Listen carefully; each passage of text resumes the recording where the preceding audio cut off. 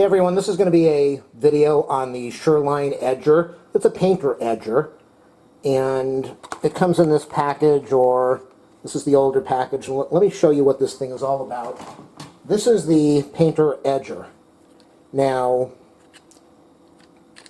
it has the two different models you can buy. You can buy one with the wheels on the top, which I'll show you how that works in a minute, and you can buy one that does not have the wheels on the top. It comes with it's got a angle piece, so you can angle it on a paint stick, an extender. It has threads over here, so you can screw a pole into that if you need to. It's got a button over here so that it will push a little plastic piece underneath this pad so that you can remove it, release it. You can buy these pads for a couple dollars, for I think like $3 for two. So if you don't want to take the time to wash them, you can pull them off and throw them away. Pretty easy. It slides underneath here. Make sure that you put it on the right way. If you put this on the wrong way, then you won't have any material on the top and it will overhang on the bottom. So the idea behind this thing is that it's got this edge over here. Let me show you against a wall. Now this model, as I said, has the wheels on it, and what you would do is you would slide this lever back and you'll see that the wheels go backwards. See that? Wheels go backwards. Then you would dip this in a can of paint or a tray of paint, and then making sure that you don't get it all the way up to the edge over here. You do not want paint on either one of these edges. Then you would slide this lever down, and then what you would do is put this against the edge of a wall, and I don't know if you can see it, but the wheels on this one are, if it rubs against the wall, it will slide. If it doesn't rub against the wall, it won't slide. But the object is that it gets right to the edge of the wall and should put a nice coat of paint on there. Now, this can be very handy if you were doing a ceiling that might be about 17 feet tall and you don't want to climb up on a ladder. And if you're painting, if you're careful with the paint, hopefully you would be able to put an extender stick on here, get the paint on the pad, and then push this right up to the top of the ceiling, get your paint going downward, and then you would be able to roll when it got to a reasonable height.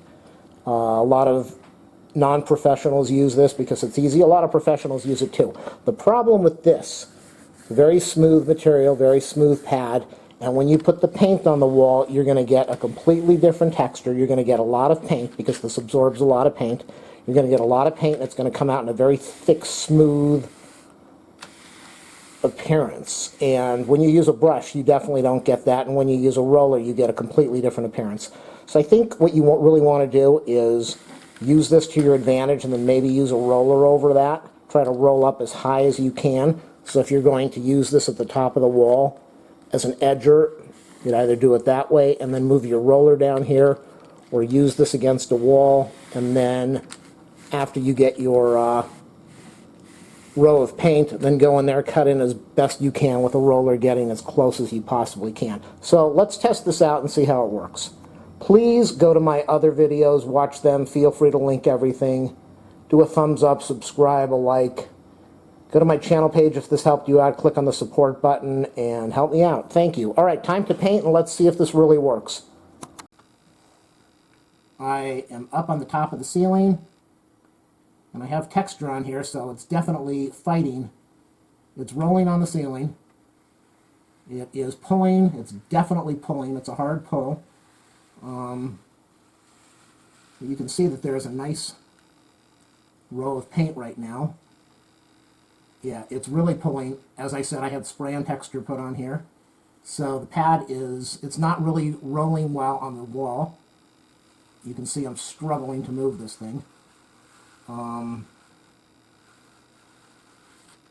But it put on a nice coat of paint right all the way up to the edge. You can see right over here it's not completely even, but I am also using a very dry, it's very dry right now, there's not a lot of paint. So I would say overall, for the review, I'm very happy with it. It does seem to work. This is what took about maybe an hour to do. You can see The wall is pretty much a gold colored wall. I think you can see that from here. And I started, that's texture over there, I started painting in the corner, so you can see up, now it's a little bit of shadow. This is what the edger did. I will say the edger is really nice for painting because you get an extremely smooth coat of paint. I did the edge of the wall over here, parts of it, I didn't do all of it. You can see over there where it's the original color.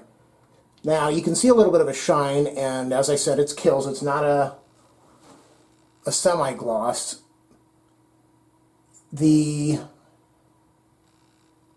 no masking tape over there. I did fairly good with the edges, I will say that. For an edger, it is a really nice unit. And that's the important. Now here's the pad. Now the problem is that if you were going upward, imagine that this is the wall, my thumb is the wall, and you're going upward. You really can't go back and forth with these bristles. The bristles, as the paint goes away, if you're going down like this, the paint is starting to run downward.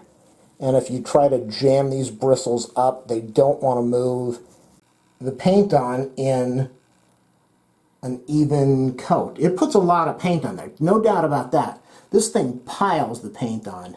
Maybe as much as a ½ inch nap would normally do. There's a lot of paint on there when you can get the paint to soak into the pad. And when you can get the paint to soak into the pad, it wants to drip all over the place, or it wants to run down to the bottom of the pad and make a big mess. I had no leaking out. I had one drop of paint that dropped on the floor. So advantage-wise, that is very good. Very difficult to load the pad, as I said. Very difficult to get an even amount of paint on the pad consistently. And over there you can see the pad starts to dry out. Well, rollers do too. But the pad starts to dry out, and all of a sudden it feels like it's going nowhere, and it's trying to rip the paint off the wall that you just put on.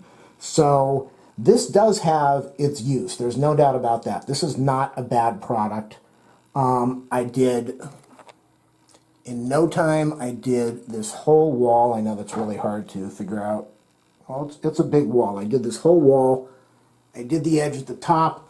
I did this little itty-bitty thing above the door.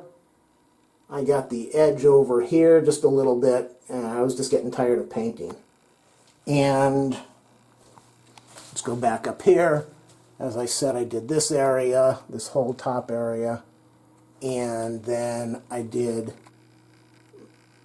this. And it was easy to do. It was much easier than using a roller, much easier than using a brush. I was able to do all of it at one time. Yes, for an edger, excellent.